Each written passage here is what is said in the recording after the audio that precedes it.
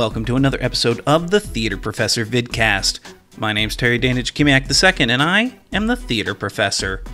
This week we continue our look at PaintStorm Studio, and I'm kind of excited because we're going to be looking at some of the cool lighting effects you can do. They're actual paint effects, but they create these cool little lighting looks, so we're going to look at that. Before I do that, I want to ask, if you haven't already, stop by thetheaterprofessor.com, check out our other videos.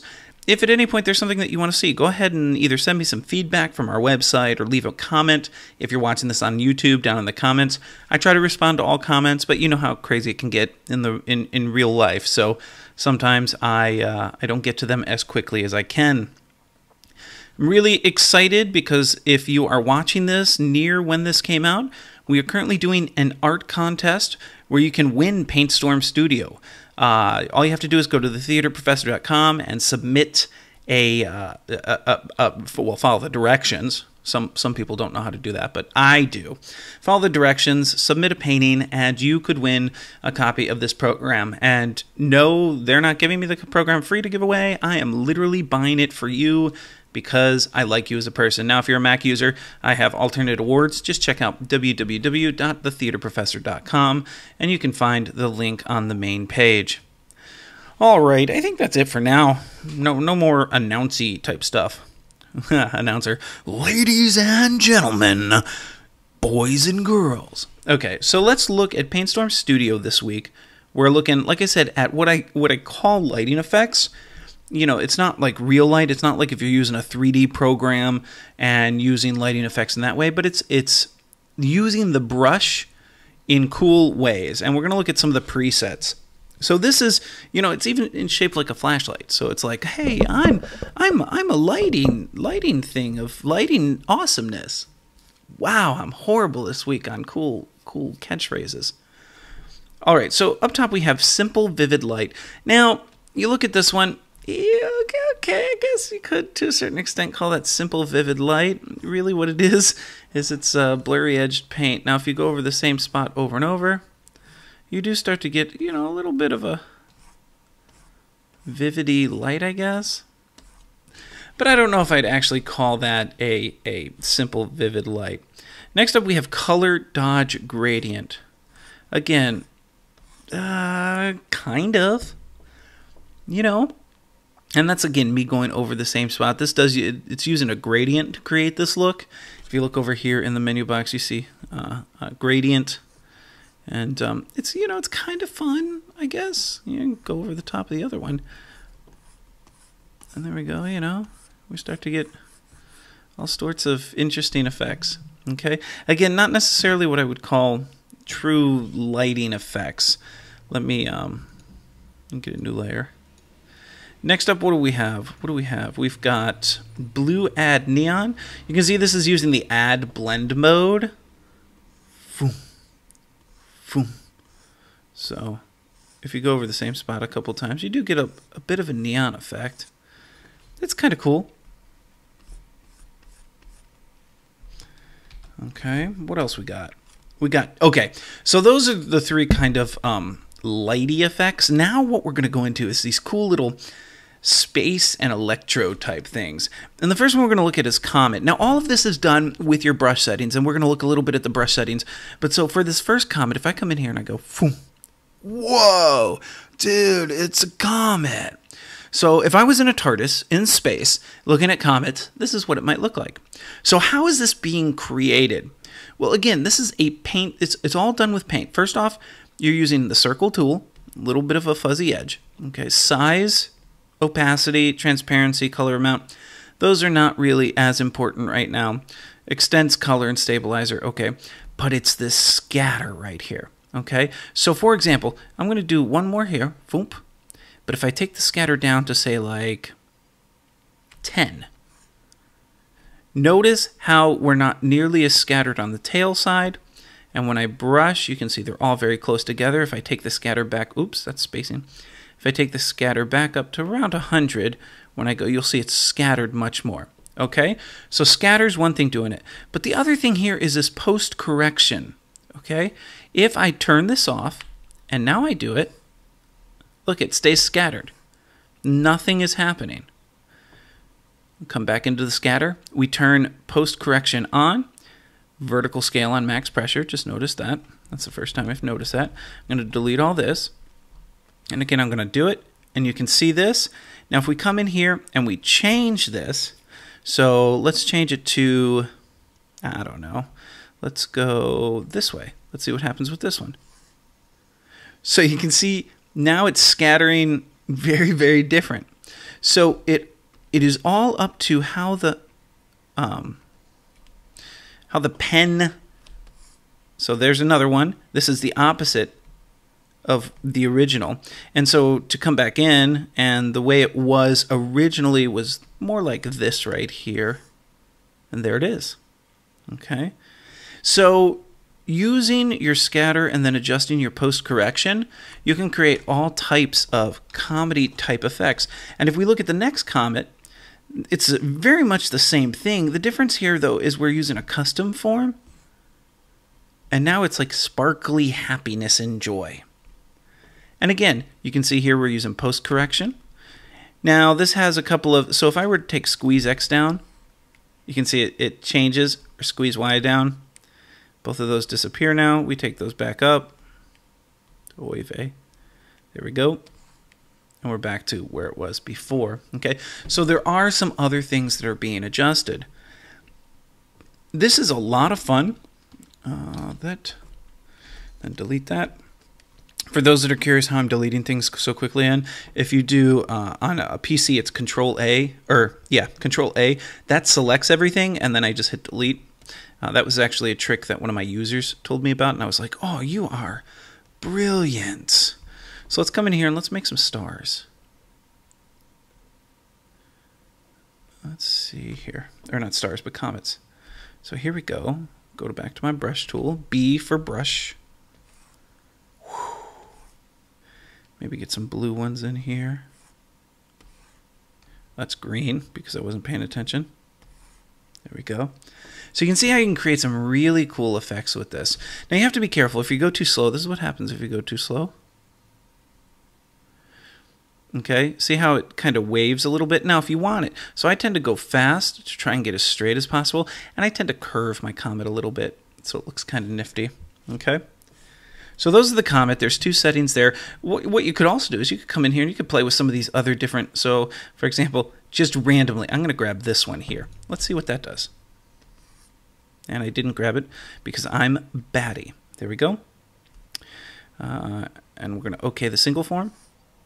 So you get a weird comet that way. You know, we'll come back over here. We're going to come back, OK set of forms. And we're back to this. Okay.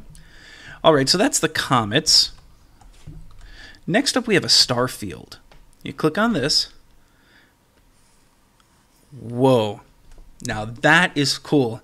A couple of things that you can do to adjust what your star field looks like. So right now we look at my size. I'm at 36. If I increase my size, my stars are bigger. I'll go back down to down to 25. Okay. So your size adjusts that. If we look at, let's see that. We're going to pause now.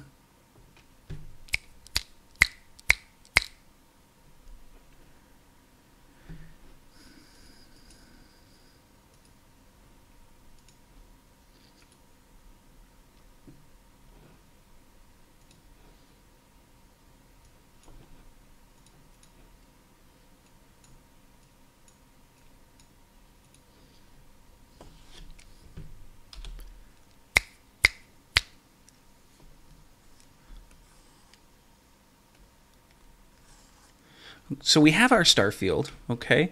And some of the things that you can adjust here are the scatter, so if I were to undo that, and we take our scatter down to like there, you can see no longer is my field huge, it's very small. If we take it here, still pretty small. You can create some nice lines of stars. But if you take it all the way up, and clear this again, and suddenly you can fill an entire piece of paper. It's not really a piece of paper. And then maybe change it to a second color so we have different color stars. And we've created a beautiful little star field there. Now again, this is using the custom form. Okay, a couple things you'll notice is that this random here is set for the size. So your stars are going to come in at different sizes if you set that random.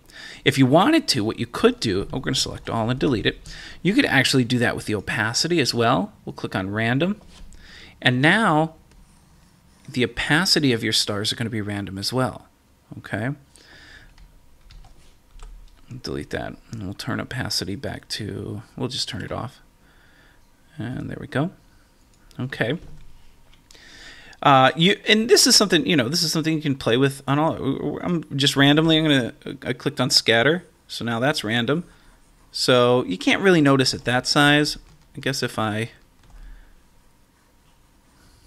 take it a little better, the scatter's not quite. It does adjust a little bit. Some of these are a little more evident depending on what brush you're using. Okay. Let's deselect everything. To deselect, again, the shortcut is Control-D, or if you're on a Mac, something else D. Okay, stars simple. This is a different set of stars. This uses a regular circle form, so that's not bad. Change the second color. I like to have multiple color stars up here. Now, it's called stars, but as a painter, what I might use this for is texture. If you're doing rock or stone and you need a little bit of, do your shadowing or your highlights in spatter. If you do, if you're doing natural media, you spatter these colors on. You could use these stars fields to create that spattering effect. Next up, we have stars fog. And this is actually really nifty looking. I'm going to zoom in a little bit here. There we go. And we're going to make it a little bigger. So this is like if you're out in space and you see those foggy areas around stars. So if I do that and then maybe grab some... Those stars are too big. Too big. Those stars are too small because they're one. There we go. And then I'm going to go back over to star fog and kind of, it's like you're looking through that space fog. Okay. So that's stars fog. You can see it's using a custom form. You can see some of the settings, like for example, the angle here is set to random. Your size here is set to pen pressure. So there are some things that are going on. We could adjust our spacing up a little bit.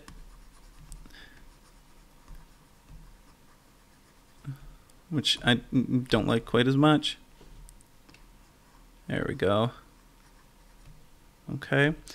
Let's see. What else do we have on this? Change our color maybe. Let's change it to like a purple. See? Space fog, you are so pretty. All right. So that's what we have there. I'm going to delete all that. Go away. Next up, we have Simple Add. And let me grab some star fog in here too. Put some down. I really like star fog. Come back over to Simple Add and maybe change to blue. And look at that. It changes the color of your fog, which is nice because it's adding to it. And you can see up here, the blend mode is add. If we were, if we were to change the blend mode to something else, we'd get a different effect. Okay, so those are all the space ones. 2 comets, 2 stars, some star fog, and a simple add. I'd love it, if you're watching these YouTube videos, would love to see what you create. If you have PaintStorm Studio, what you can create with those. The next set are all, other than the bottom one, which is a star road, we'll look at that later, are all kind of electricity type ones. So if we clicked on Electro, and I'm going to zoom in again, create some really cool electric-like feeling to it. Okay, so how is that being done? Well, first off, it's a custom form. Okay, you can look here. You can see, where is it selected? There it is. So that's the custom form right there. You can see the size is pen pressure and transition. So if we turn off transition, let's see what happens. Can't see anything there right now. So if we let's turn it back on. No big change. That's interesting. Oh, feature. Okay, so I'm going to undo all this. Turn feature back on. Not a huge change there either. Let's look what our angle is. Okay, so there's something I've noticed. So I'm going to turn angle back on. I believe it was this one. And you can see we get squiggly moves as we go about. If I turn that back off, we don't get that squiggliness. And squiggliness is a technical term. Kind of, sort of, not really. Let's see if we do the second one. Same thing with the second one. Okay, so we turn it on, we get some squiggliness. If we turn them both on,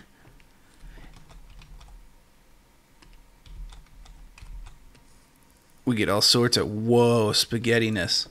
Okay. So this is, again, this is Electro 1. If we look at Electro 2, we get a different look. And part of that is because, look, the custom form that's being used is that one right there. Okay. And if you zoom in, you can see this. It looks really cool. Okay. It's almost like a radio wave or something like that you're looking on Adobe Audition. Okay.